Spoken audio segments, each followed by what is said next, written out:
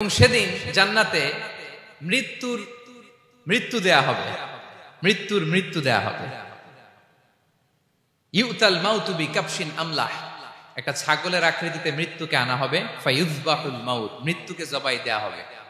এবার জান্নাতীরা তাকিয়ে থাকবে, ফেরেশতারা বলবে ইয়া আহলাল জান্নাতি খুলুদুন ফালা মাউত, হে জান্নাতীরা চিরকাল এই জান্নাতে থাকবে।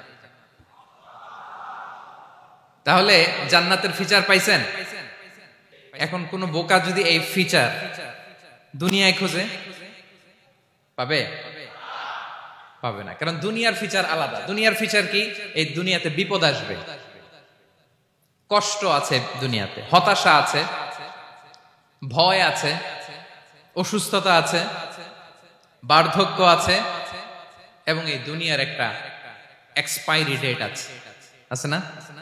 দ্য ডে ইউ ডাই, যেদিন আপনি মারা যাবেন, এটা আপনার এক্সপায়ারি ডেট, চলে যেতে হবে, চলে যেতে হবে।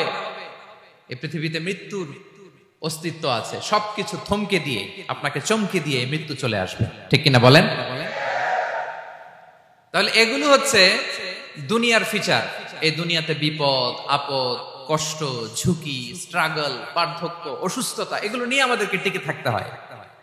এটা দুনিয়ার ফিচার, মিলায় ফেললে হবে না। জান্নাতের ফিচার একটা, দুনিয়ার ফিচার আরেকটা। দুনিয়াতে কষ্ট থাকবে, বিপদ আপদ থাকবে।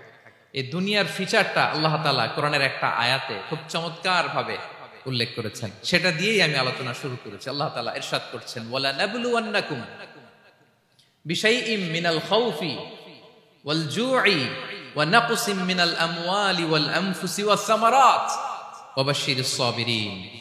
আল্লাহ তাআলা বলছেন অবশ্যই অবশ্যই আমি তোমাদেরকে পরীক্ষা করব, ভয় দিয়ে, ক্ষুধা দিয়ে, সম্পদের ঘাটতি দিয়ে, আতঙ্ক দিয়ে, প্রাণনাশ দিয়ে, ফল ফসলের হানি দিয়ে পরীক্ষা করব।